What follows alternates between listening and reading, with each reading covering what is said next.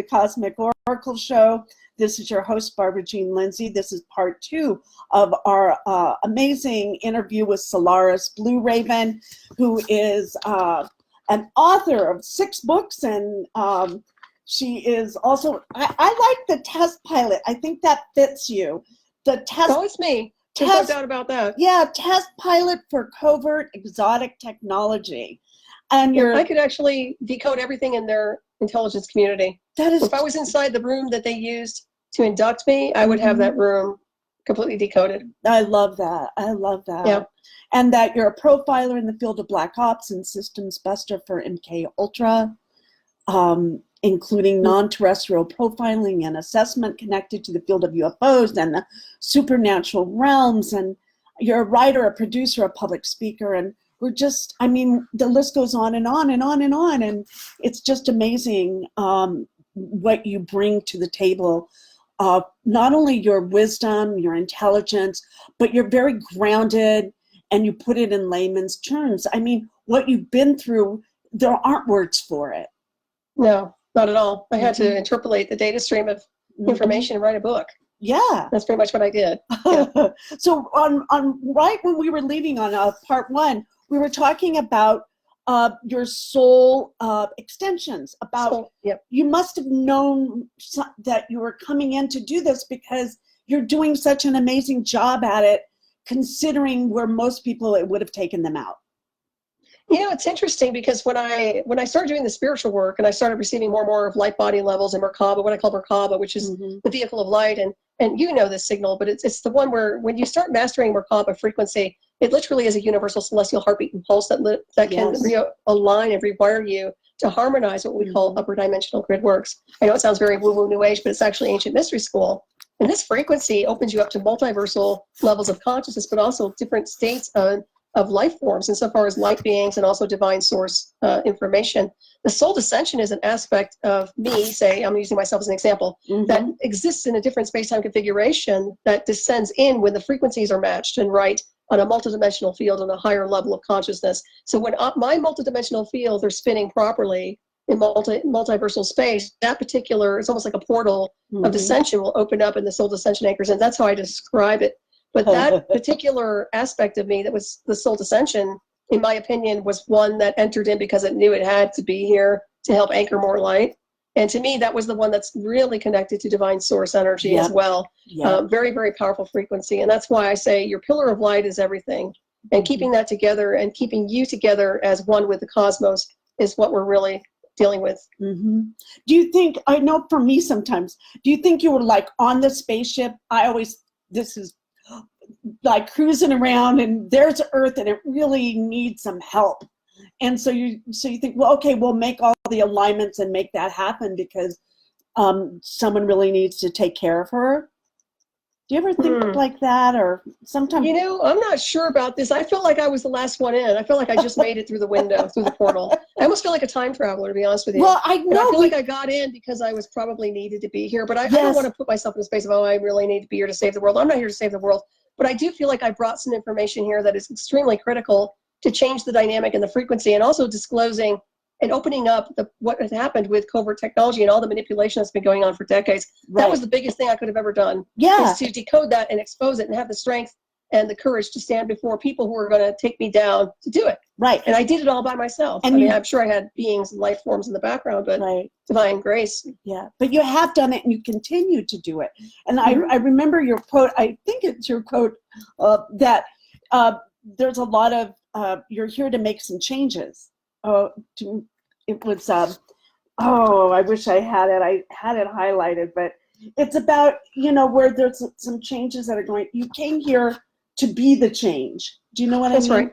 I think we all have to some degree, and it's through our awakening in higher states of consciousness that we are the change. To me, and if you look at the book, Alien Intelligence, my new book, I'm talking about a configuration that's off. In other words, we're in the wrong space-time configuration. The reason we're in the wrong space-time configuration is because of the control and manipulation and the misuse of technologies that have literally strangled this illusion of a world you call Earth. This is one of the reasons that I've written the book, is to reawaken that and say, we've got to take down these misuse of these technologies, these weaponized technologies. There's no place for them in any cosmic design. And if we were in the right space-time configuration, we wouldn't have them. They wouldn't exist. Right. They would be phased out immediately. So do you think it's like a virus or a, I think you talked about that somewhere in there, almost like that. Well, mankind has become a virus to some degree because of the thought form. The thought form creates reality. We all know this. We manifest our own reality. Right. Mankind has decided on what he wants to believe, whether it's a good or bad, or this belief system or that belief system, but they're all in collision. It's chaos in motion. Right now, we've got so much static and so much chaos, and unfortunately, we've had operators and controllers manipulating this world for how long? My goodness, before I showed up on the timeline, before you showed up, I mean, there's always been psychological operations going on. Right. And now it's off the charts with artificial intelligence. So this is where we're in the wrong space-time configuration. This is why it all has to change yesterday. And this is why people are suffering, even with something as simple, and I will say as simple as a weaponized virus. Yes, it's bad, but we shouldn't have it at all. And we have frequencies to alter and change viruses. We know that. And together, we're in this together as humanity itself. That's very true. Regardless of what you believe in or this and that, it's energy and consciousness is really what we're dealing with here. You can have, I've always said that there are many tides, there are many streams that lead to the same ocean. It's really like that. You have all these different streams of consciousness. You have people believing certain things, but in the end of ends and the illusion of, they go back to the creator source, which is, drum roll please, off planet. You go home to the cosmic design where you came from. Right. Oh, let's talk about that. So we are the aliens. We are the aliens we seek. And that's my book, Alien Intelligence. Yes. Yeah, we are, and it's not about grays, I'm this, I'm that. No, you are a celestial being that entered onto a timeline who is incarnated on and off planet, many worlds, simultaneously here and there. And this is just one timeline, just one snapshot. If people were to understand that they are the co-creator, they're extensions of source, creator source energy, they wouldn't have all the confusion that they're having here today. And with that, stepping up to the galactic neighborhood, as I say, you're going up to the next level. You're embracing your divinity. You're bringing in as co-creator, saying, hey, you know what? Source, you love divine source so much that you're willing to be a co-creator and say, I'll help. I'll be here to help. I'll take some of that off of you. Right. And I think that's what we're doing here now. We're walking each other home to the stars. I know that's been said many times over. I love elsewhere. That, but I love it too because it means so much on a spiritual consciousness level. It does. And we're walking each other home to the stars. We're reminding each other what we are. You're not just this mass walking here on a timeline. You are a being of light. You have multidimensional space. You have consciousness that's infinite. You are able to interface with symbiotic machines. And I'm not talking about transhumanism. I'm talking about the ascended machine technology, which on many levels has created a lot of configurations outside of this one. And so what would that be like so in this, there would be no fear of death. And so there's no death because we're immortal beings and we can take on whatever form we want. We all know we're immortal. But what I find interesting is with, say, for example, a technology I've been interfaced with, they try to strip you of that immortality to some degree. I think they're trying to deform it. They're trying to use a frequency fence or an intercept to take down the spirit, the raw consciousness, that beautiful celestial design work so they can reinterpolate it into their world, even if it's just a template. Well, that's because then the vibration's lower and then fear starts eating everything. And once again, if we're in the right space-time configuration, you are perfectly healed and healthy. You're vibrating at a very high rate. We are able to teleport, phase shift, bilocate. That's not science fiction. That's not Star Trek. We have the components. We are bioelectric beings. We have the capabilities if we are calibrated correctly. And anybody in Black Technologies will tell you that that's correct. And so how about for our mom and pop with a couple kids and, they're out trying to do the best they can to keep things afloat. How do we help them with that? Or how are... the biggest thing, I understand that programming because it's survival and you have children and that's a huge deal. My goodness, I have animals and it's almost worse than having a kid because, well, I know, we talked you about lay down that. your life for those you love. But what you do is you do the best you can in a linear world, but don't get too wrapped up in it because it's in flux. I would say just do what you can, stabilize, be grounded, but also don't ever lose perspective of what you are as a multidimensional spiritual being, because that's really who you are. And once you get the awakening process of your spirit, then you're able to interpolate why you're here or what you're doing here, or you're able to help others on the timeline. To me, nobody's life is worthless. It's true. It's not. And that's part of it. If they can take that away, that life is this amazing gift that it is. And the thing is, if you're in the wrong space-time configuration, it's kind of like you took a wrong turn in your spaceship. You landed on a place, you tried to make the best of it, but it's not home. And I think that's what people are coming into the realization of. Yeah, it's like, okay, we've done our best here for a long time, but this is not home. Mm-hmm. And so we've got to shift gears and go to the next level and go home. It doesn't mean you physically have to die. Although some people here on this world are creating this type of agenda where they want people to physically be expired. But yes. in one form or another, you're getting home. You're stepping up to the galactic neighborhood. But we can literally, in my opinion, my goal was always to get a group of beings as a breakaway to go and live on another planet. Mm-hmm. Mm-hmm. Just because, and get away from the poisons. Because let me tell you something, the century and century and century of programming here on this world has poisoned this world on so many levels. It has so many programs that has to be zeroed out. It does. The imprint, the psychic imprint of what's on this earth has to be zeroed out and cleared. Mm-hmm. It's a template that needs to be cleared. Mm-hmm. We're clearing it to some degree, but you see, as the more you clear, the more regurgitation, I should say, well, it keeps coming up. Exactly. You see all the drama. Oh my God, where's this stuff coming from? Because you're shining light. Right. And you're shining light everywhere. And all of a sudden, all this stuff is just coming up. And that's the way it works. That's the way it works. And then you have to overcome that. And then you go to the next degree and the next degree. Well, you adapt and you transmute alchemically and you move on to a higher state of consciousness and you stay grounded in the process. That's my suggestion. And try, for me, it's always to enjoy the process and not take it so. I wish I could. You know what? I used to love the process before I was inducted, and then it became hell on wheels. But I agree with you. I believe life should be happy, blissful, peaceful. And if you have rough tides that you have to navigate through, move quickly through them. Yeah, and don't hold yourself in the inertia. Right. Get out of it as quickly as possible. Yes, get out and move on and there's a divine force out there that's connected to you, and I think people just need to. This is where even what we're dealing with right now in the title, people need to realize that there's something more powerful than us that's connected to us. It's not going to abandon us. No, and we're always going to be part of that. And even if people try to make you feel like you've been pulled away from it. Right. No, it's really about trusting it. Yeah, absolutely. It's when you start I had to surrender to the streams of creation a long time ago because I didn't know what else to do. Well, yeah, you had no choice, right? Yeah, I let go of the wheel. Yeah. And I didn't give it to some crazy perpetrator in LA. Nope, you didn't. No. You didn't. And so the more you can trust in that, it's a different way of living. It's a different way of being. It's really our more natural way of being. Agreed. Right, like what you're people saying. Want to know what they were really like. I've always said that before. They're such beautiful souls. Mm-hmm. I see the beautiful spirit and soul in you. That's why I think you and I just resonate so well.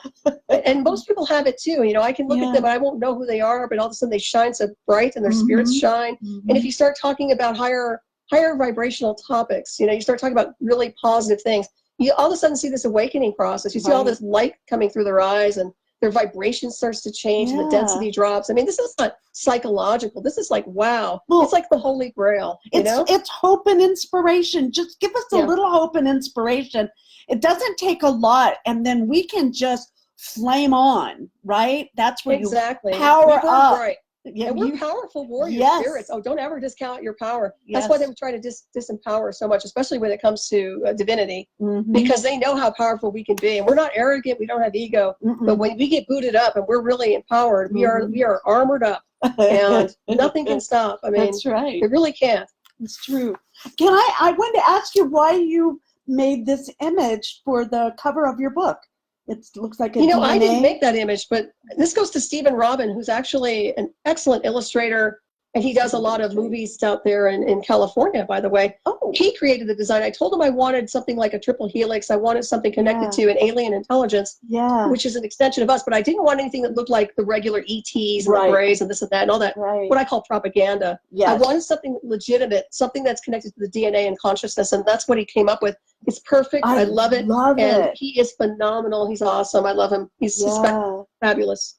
But I want to go to the UFO arena, where in your book you said some of the UFO arena is obsessed with lights in the sky, and it's not understanding the complexity of the multi-dimensional fields existing over the Earth's atmosphere. Correct. So right. We have overlays going on. We've got a lot of different conflict happening with psyops, psychological operations, and technology. Some of this is connected to our groups. In other words, the global intelligence connections with our own black space programs, black science departments, and our black satellites. So a lot of the time when people are looking at quote unquote lights in the sky, they're seeing a bleed through. Sometimes they're just saying an exchange or even a what I call it's not psychotronic, but there is a type of a program that runs where it's a simulation of exchange, where they're just kind of doing I don't want to call it aerial combat, but it's just a program that runs where they're literally just going back and forth, and it's not necessarily what people think it is insofar as real extraterrestrial raw intelligence. And that's where they have to be careful. The lights in the sky, everybody wants to take a picture, and they're, yeah, okay, I get it, you're seeing something there that's anomalous. And I've always mentioned this to the people. I mentioned it when I was doing a presentation over here at UFOCon. I said, if you're seeing lights in the sky and you're thinking you're in telepathic communication with these things, ask it to land, please.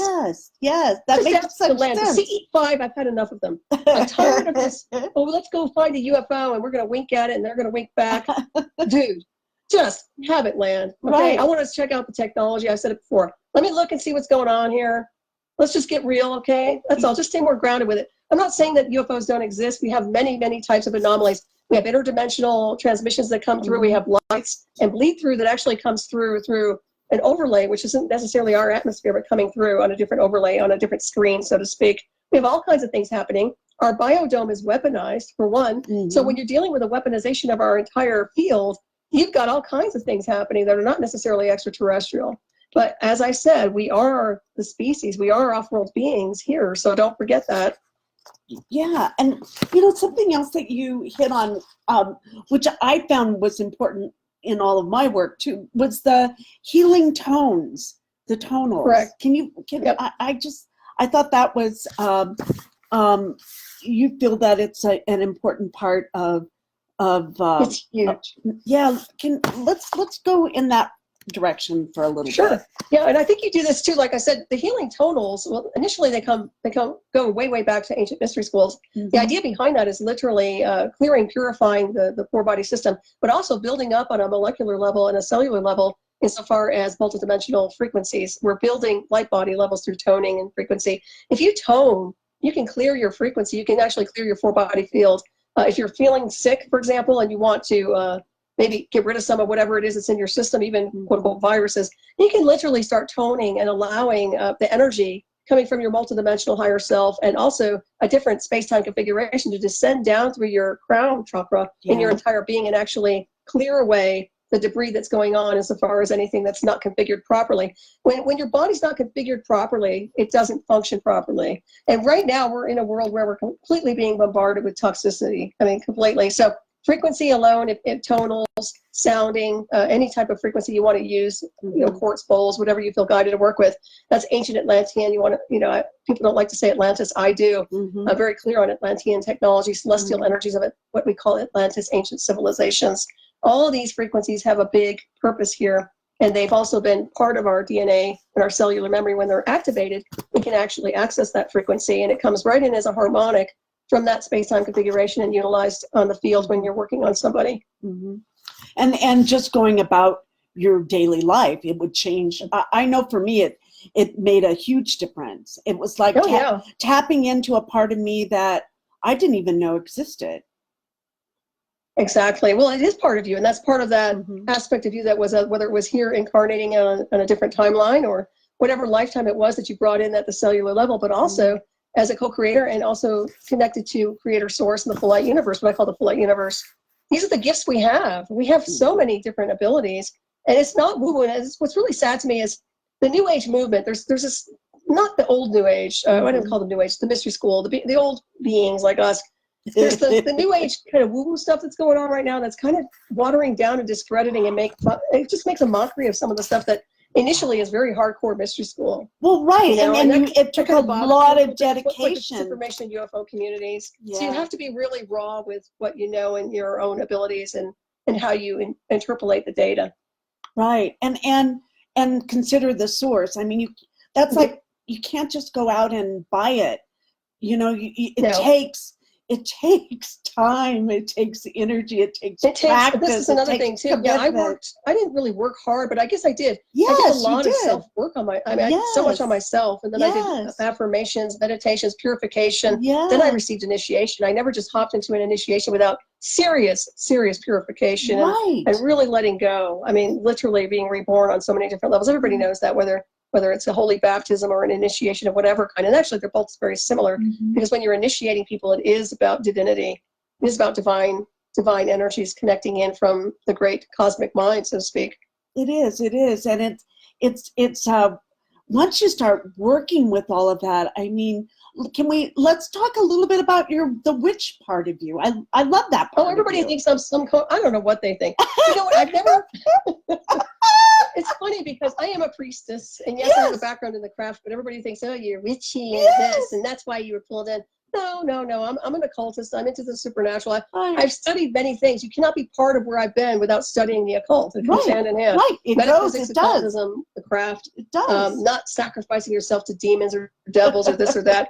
If you talk to anybody who's connected to clergy that I'm connected to, we don't even know what these people are talking about at the time. Right. When they're accusing us of devil worshiping. It has nothing to do with anything even close to that. Right. And so once again, you're dealing with empowerment. You're still dealing with the God and the goddess, an aspect of you that exists in multidimensional fields of energy. You're bringing in divinity to do good work here. Whether you're casting a circle, whether you're, whatever it is you're doing, it's all alchemy of spirit. And when I say alchemy, that means we're transforming as we go. So we're using whatever tools we want to use, whatever you feel guided to use in your own, whether you're into the craft or shamanism or whatever, to alchemically change an environment in a positive fashion. We're not there to bother people or bother neighbors, but this is about unity consciousness once again.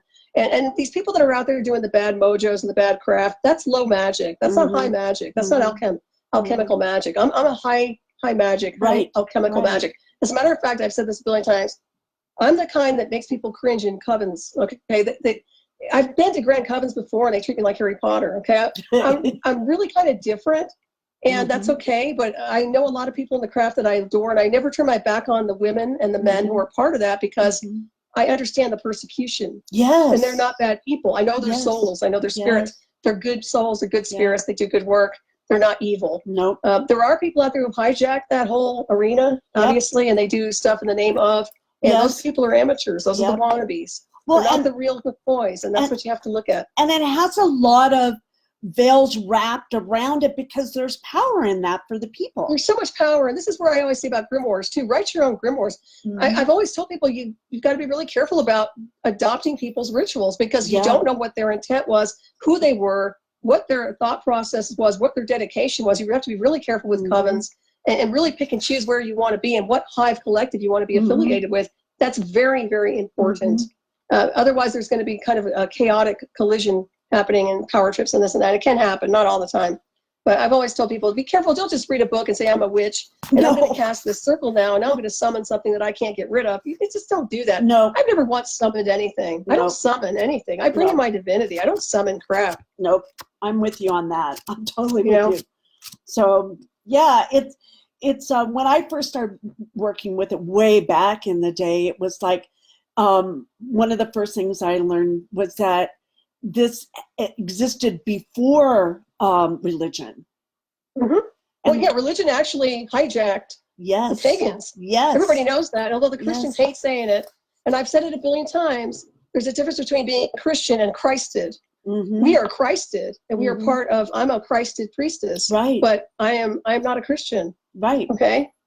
I am completely divine. Yep. And it's just going to blow the minds of a lot of people out there. But I'll tell you what, be careful what you throw around as a label, because it's usually the people that are persecuting everybody else and saying that they're the born agains are the ones that are actually not and are on a tour. Yeah. You're talking to ancient beings who literally done a lot of hardcore work who are here now as pillars and beacons, telling you the truth. I have no agenda. I know you don't. Nope. And you can feel it. And you can trust that feeling, that intuitive part of yourself. I think that's why there was so much about psychics are bad. You're a psychic. Change your name to something else. And hey, I'm a psychic. I hate that too, don't you? Because a psychic is actually, it's a good definition. It is. Once again, it's been so mocked and so watered down like the witch. It has. Like the terminology of witch. Yeah. And it's like, you're almost embarrassed to say you're a psychic.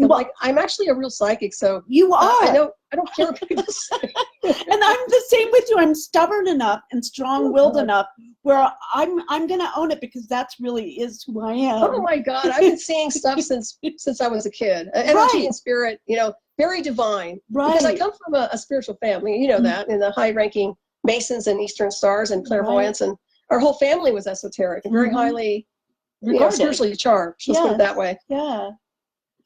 Wow. So I wanted to, and we all look good in black. That's what we look good in black. And you know what? When you achieve what you need to achieve, when I achieved my black belt, we wore black because instructors wear black. So, and even with the coven, it's the same thing. When I was affiliated with the Mary Magdalene coven, there you go, church. We wore black because we used to laugh. That was our inner joke. Like the Magdalenes always wear black, you know. Yeah, yeah. Because, mine was like we looked good. And it's fade to black, you know, and black is it's everything, you know. It's it's a little bit mysterious, of everything. but it's also good banishing too. It's good for banishing as well. Exactly. I love black. I've always worn it. Me too. And I probably have too much of it in my closet. Me, right it's now, all a little black with some black and some extra black. Yeah. I like bright colors too, though. There's a side to me that loves shiny, bright objects, you know. Yeah. Oh well, yeah. But that's the accent, celestial side of me. That loves bright blue and. Let's talk about the red tablet. I found that part in your book fascinating. You know, I almost didn't put that in there, and I felt like I had to. Oh, because I'm so glad you did. An exchange of information that I still to this day not sure how it's going to formulate, but it was so powerful. Mm-hmm. And I was doing some remote viewing, and usually when I do, I have this like miniature telescope. I tell people the way it hits you is, for me, it's like usually, it doesn't matter what time of day, but there's like this miniature telescope, and I'll be not closing my eyes, but I can see like with a miniature telescope this other world reality. It's not digital, it's just another multiversal space. And I saw this thing kind of floating in the black, but it was red in the tablet. And then I was looking at the lines and the data. I couldn't identify it as a language, but I knew it was a language. And I thought, I have to put this in my book, even though I really don't know what it is. And that's why I called it the red tablet, because it went on and on. It was so long. It was like, it was almost like they had it floating in a space, but it was so long. It was like it was lines that were going down to infinity. You couldn't stop reading it.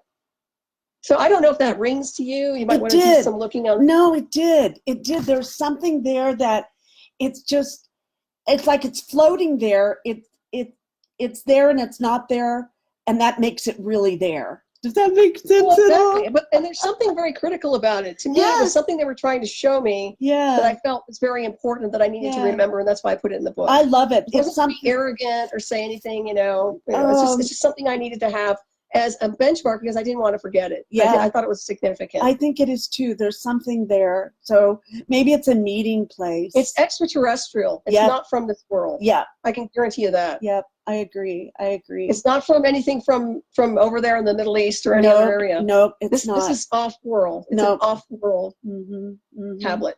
No, there's something. I think you're onto something there, for sure. Yeah, let me know if anything comes in for you. Like I said, I can project you the image. You probably pick up on it. Okay, I will. It's really interesting. I'll look. You know, when I first got hit with the technology, I don't want to change the subject, but when I first got hit with a lot of stuff, I've always had that ability to remote view, and I used to call it my little telescope because I always had an ability to do that.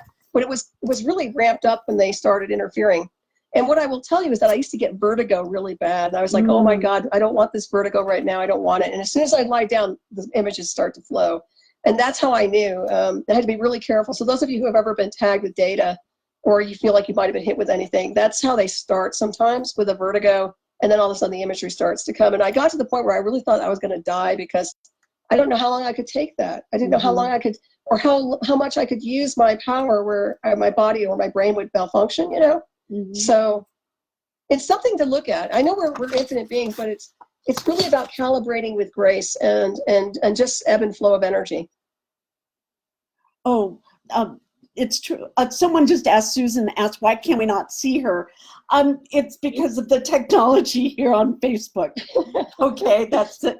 But you can can they see you on your shows, on either of your shows? You know, my shows, no, you can't. It's audio only, but there's pictures of me everywhere. You can find me on the internet, and certainly can find me on my Facebook page. Right. KCOR. My hair is it's more red now. You've seen me, but it's not as black as. Yeah, I got out of the goth for a little bit. And I still like it. I still kind of go to that. You know, I had bright, pretty, vibrant red hair when I was inducted, and I kind of changed a lot because of the interface. And I went dark because I was feeling dark. Yeah. And then I got out of that. I started bringing more light into my body. And actually, I've shifted quite a bit. You know that. Yeah, I've shed a lot of skin. Oh, yeah, for sure. Because when you get wired into that program, man, it just puts you in such a Borg atmosphere. Yeah. Well, where are you? That's part of it. And you watch yourself go through it. I did. I don't even know what's left though. Like I said before, I feel most of me lives off planet. There's some of me here, but a lot of me's off world. Yeah. So I don't know. It's just strange. I did that when I had the near death experience, where mostly almost all of me were just enough to keep me alive stayed here. Yep, so I know exactly. what you're talking about when you're, wow, where you're in a whole different place, but you have just the thin thread to keep your body alive. And the transfiguration of the atom has a lot to do with that too, because most of you, once again, all out there in the cosmic design, but that's why we bring in the soul descension and what we call the aspect of self. Yeah. So we're bringing in downloads of that data. Sometimes people say they're getting a download. They think it's from a spirit or a guide. Most of the time it's probably from your multidimensional ascended master self merged with source that's bringing in this stream of energy. Hey, do you think now too that, I don't know about you, but having more of the deja vus, more of the, I know I've been here and it's happening more instead of less? I've had a lot of strange programs that are kind of kicking in and out. Mm-hmm. And I think that's from the initial programming in 2004. But what I have noticed is that I'm getting bleed through coming through and information that is almost like a fractal from something else. Mm-hmm. And I'm not sure, I've got to process it. But mm-hmm. I think that's probably similar to what you're describing. Yeah. Well, it's more than deja vu. It's simultaneous and it's information that's streaming in. Yes. You see that when they opened up that communication, they actually opened up one way, but then there are other things that attach onto the communication, and then there's this anomaly that hangs out later on. And from my perspective, I've seen it as, what did they open? My God, what did they do? Because it's a Pandora's box. In my being, I've got to look at every corridor now, and I've got to detach attachments or entity parasites or anything else that's trying to hit you right and clear the line. Right, aware of being aware.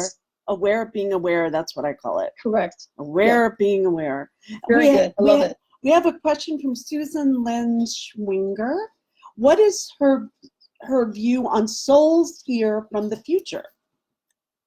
Well, the future is now. So if you're here from the future, you're here to bring in a new paradigm of information and technology. Mm-hmm. Most of the time, you're going to bring that database with you that you've already been working with off planet. So probably with new designs and new information connected to the future, where technology is really our future, but it's symbiotic technology. It's not what people are doing with the transhumanism. So in my opinion, if you're here from the future, then you're here to raise the vibration and reset this space-time configuration to accommodate the future, which will actually shift everything here in density to the higher overtone, which is what we're looking at. Mm-hmm. That's my own take. And that would be more of a symbiotic way, not... Well, I say symbiotic because everything is intelligent energy, and what I call intelligent machines are out there too. We have a ascended machine technology that exists outside the perimeters of here. In other words, the man's version of AI is actually a reverse engineered glimpse of what's really out there in the cosmos. Mm-hmm. And what's out there in the cosmos it's not nefarious in any form. It's not there to take out mankind. Mankind has created a program to take out mankind, but the ones off planet aren't.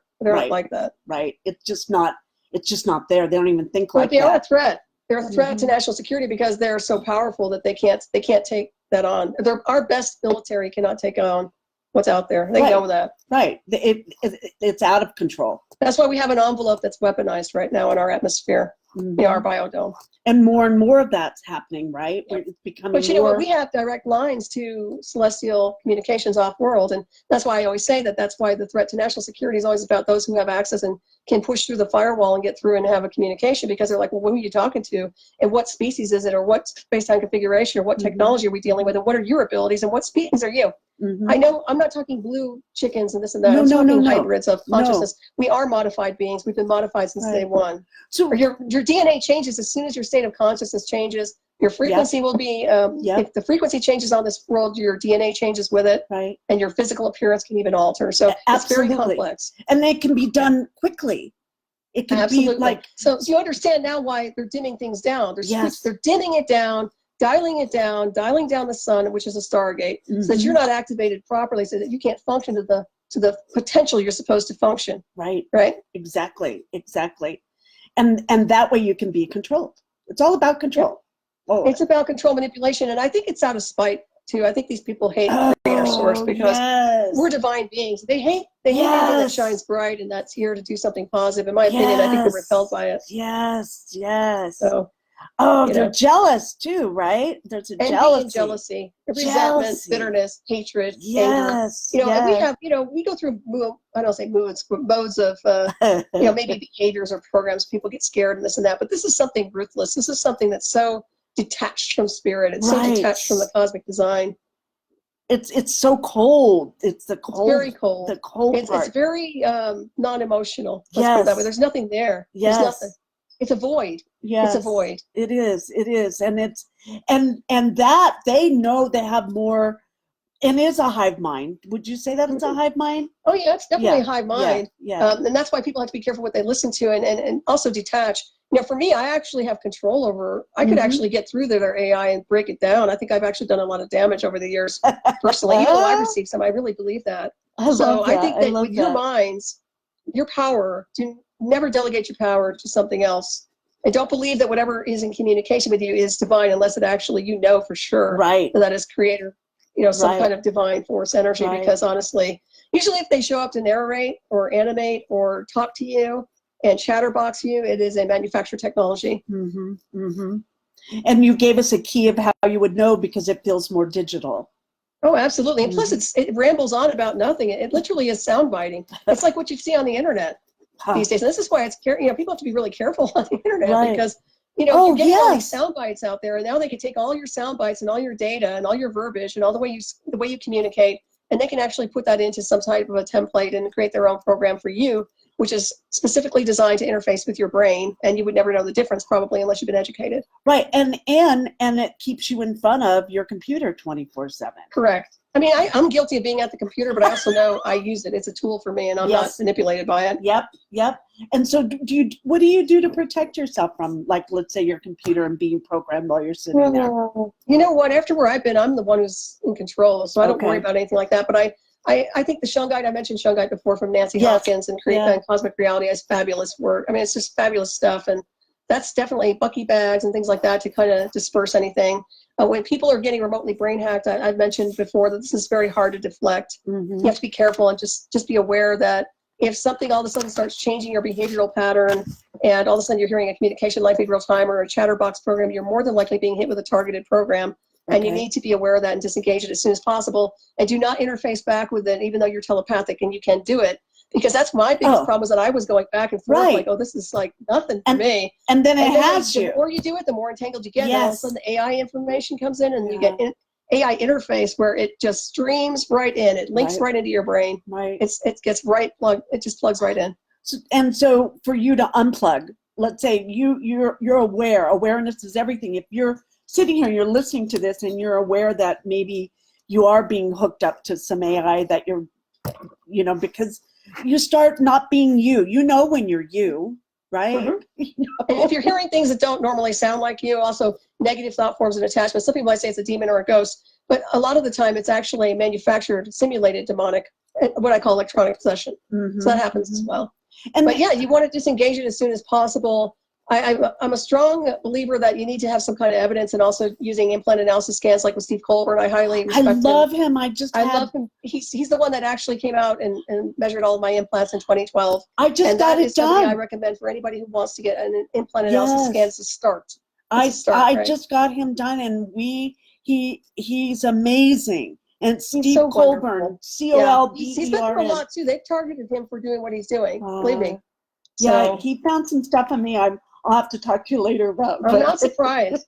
Well, you know, we have etheric implants. That's normal for us to have etheric implants. What I call etheric are just more designed for stabilizers on the multidimensional field of who we are as bioelectric spiritual beings. Those dissolve through frequency. They're not implants created by ETs or anything else. This other stuff is manufactured. They hijack our natural signals and then they overlay it with their implant. Oh, say that again. Anomalies. And that's what happened to me. Say that again. That's important what you just said. And so they hijack our signals and they use an overlay to literally redesign our natural frequencies and implants so that they're creating their own formula for that. I don't know if I said it in the same terminology, but you get the idea. Yeah, that's wonderful. That's wonderful. I think that's important. It's very important. You know, I had an etheric crystal removal done way back in the early 90s. I don't know if I should share it, but I always tell people because I didn't believe in any of that stuff, and I thought this, you know, whatever. She's going to do this clearing, and she's going to do an implant analysis, but she did it through the etheric, and as soon as she did it, it was like I was born again. So yeah, there are etheric implants that can hold your energy and limitation, and when you get those things shifted through frequency, because that's how she took them out, you become a beacon. You just become this pillar of light, and that's just one level of light body, by the way. Do you help people with that? I do Solaris? etheric crystal removal. I do Yes. entity clearings. Yes. I know what to look for, so I do. But these days I prefer seeing people in person versus being, I took myself away from that for a long time because I didn't want to contaminate or compromise anybody. I had to get away from everything. I lost so many clients back in 2004 because I wanted to analyze what was happening to me, and I had to make sure that I wasn't going to put anybody in jeopardy. Right. I pushed everybody out of my orbit. Right. Everybody. But now you're back and working now I'm back, and now I'm really back. Yeah. And now it's like, I'm older, but Hey, no, but you have all that experience, so no matter what they bring to you. There. The thing is, they can't take that away from you. It's it's more than a God-given gift. It's who we are. Yes, and they can't steal it away. They try, but they certainly can't. They can't. We have a question from Cass Adams. She says, and you did a astrology chart for her. I want to tell our listeners that I had a chart with you, Solaris, that you did my chart. And I was telling them before the show started, I kept it on my desk, and it had peanut butter and it had coffee stains on it. And I would just look at it because it was such a tool to use and to, it's just amazing. So I really recommend all of our listeners to getting and you don't call it an astrology chart. You have no, it's a timeline astrology. I don't do traditional astrology like the old-fashioned astrologers. It's my signature style. It's working with timelines, but it's taking your dynamic and your snapshot before you enter it onto the timeline. It's looking at your birth chart and the illusion of, but then I change everything through the timelines, and all of a sudden it's really about what you are as a celestial being versus what you've been doing with the imprinting here on the timeline with the basic linear astrology. I recommend it because I had so many ahas that it linked up, and it just made so much sense. Some things that were out there that I got to bring in. It's a confirmation. And somebody like you with your caliber and ability, because I know you're very powerful and very gifted. You need a sounding board too, and a confirmation of your divinity. I know you know you're divine. But sometimes we have to be reminded. I forget sometimes my abilities, Yes. And thank you for reminding me. You're because amazing. It's really about that. We have to show each other a mirror sometimes and say, hey, don't you remember this? And I'm like, what? Because I'm like an absent-minded professor when I do timeline astrology too. So I'm like, what? Oh yeah, okay. Hey, I'm the psychic who loses her keys. Okay, so yeah. But I'm a darn good psychic, but I lose my keys, and it's funny. I think the cosmos gets a real joke about that. Well, there's a place for being naturally psychic, I'll tell you what, and I encourage everybody to fine-tune their skills. Yeah. Because the psychic ability dovetails right into remote viewing. It does. Don't let people tell you can't remote view. That's BS. Yeah. Of course you can. Yes. So here's a question from Cass. I feel that not all thoughts are our own, especially those of us who are empaths. We pick up so many other signals, if you will. Both of you ladies have suggested meditation as a way to be able to hear my inner voice and know when the voice is my higher self or when we are just tuning to others. It's almost like radio signals or channels. I have yet to be able to find a form of meditation that works for me. I have a hard time. Oh, where did I lose it? I have a hard time being still. I feel my mind is 90 to nothing at all times. Can you ladies suggest different forms of meditation that could possibly help me know my soul's signature, to know when it is coming from my true self or when it is coming from an outside source? I feel I keep getting stuck because I lack on the ability to focus on one thing and build on that. I'm not sure that makes sense. It does make sense, actually. Yep. And it sounds like her antenna is really ramped up. I mean, your antenna is your bioelectric field, but also your psychic ability. We have this beautiful antenna that's a transmitter and receiver of data. And right now we're getting bombarded with so many multi-layered streams of information and radio waves that you're probably attuned at night or even to other areas where they're probably hitting your transmitter, so to speak. Yep. You might be around an area where they're broadcasting close proximity. Yep. So be aware of what's outside your house, in my opinion. Shungite might be a good idea.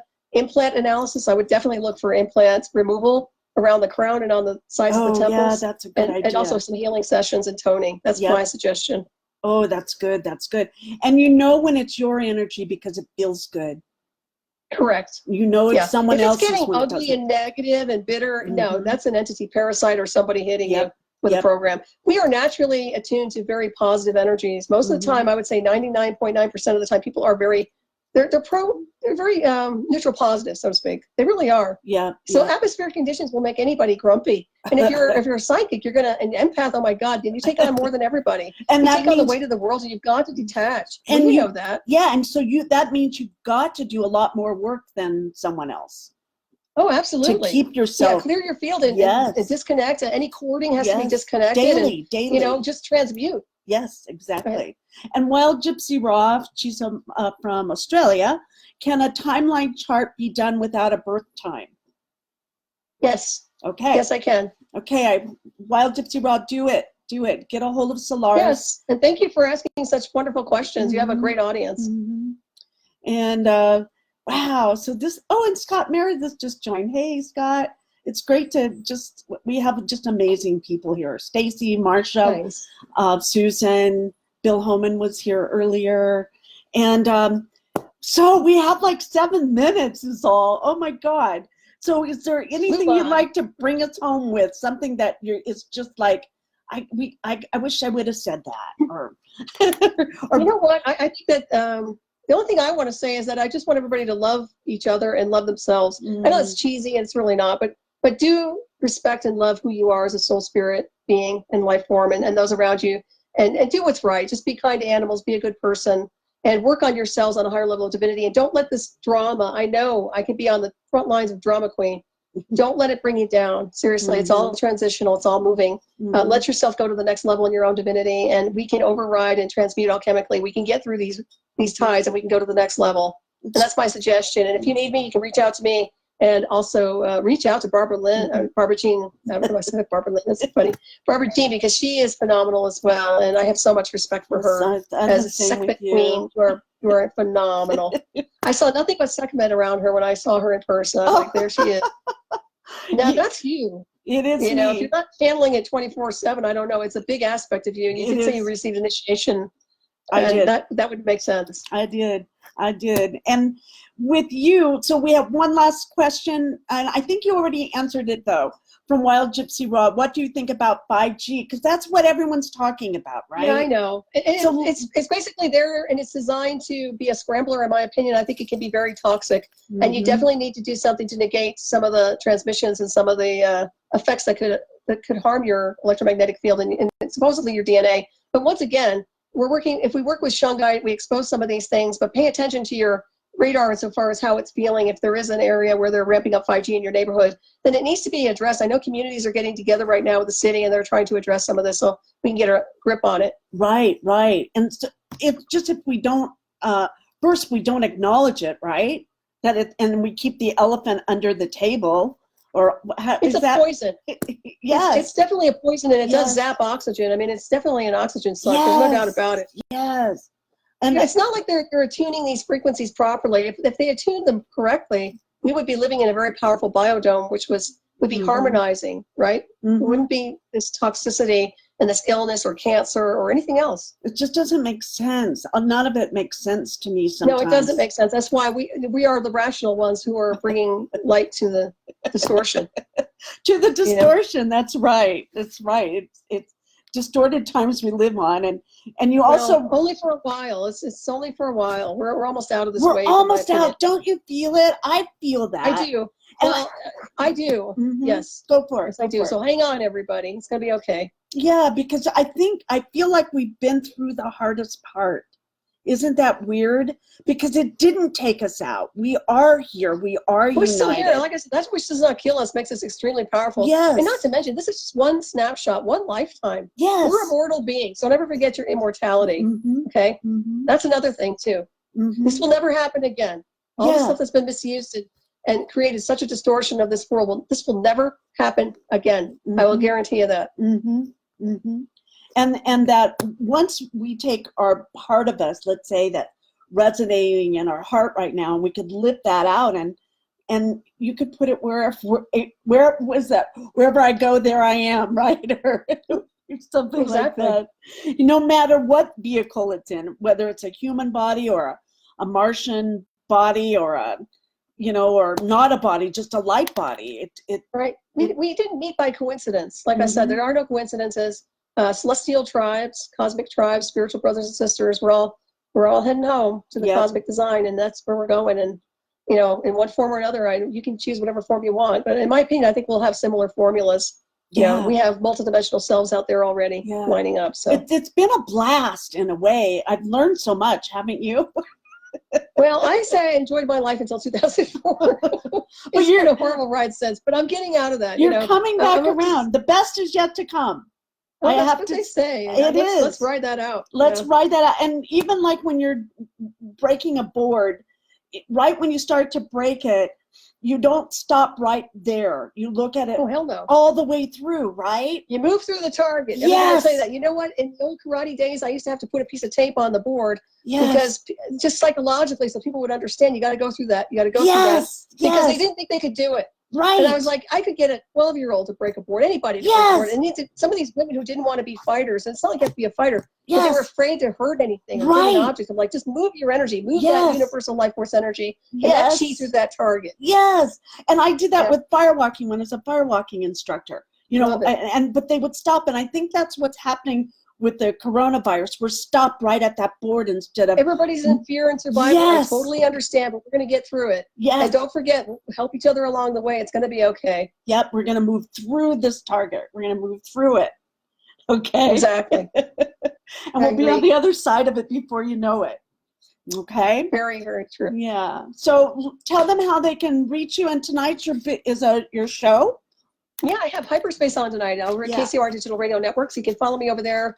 That's at 12 midnight Eastern Time, 9 p.m. Pacific. And I have, what did I say, Frank Castle and Paula Milo joining me. So make sure you tune in. Cool. It's going to be a fabulous show. And then on tomorrow night, I have Raven Star's Witching Hour tomorrow night. And I have a special guest. Jenna Padilla's husband's going to be joining me. And for those of you who don't know, Jenna passed away a couple of years back, and he's been carrying on her show for her.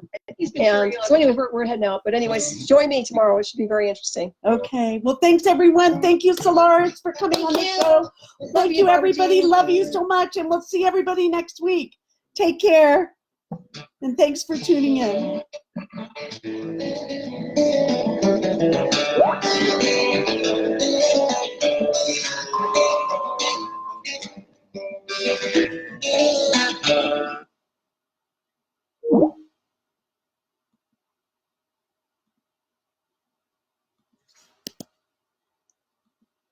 Thanks, everyone, for tuning in. We'll see you next week.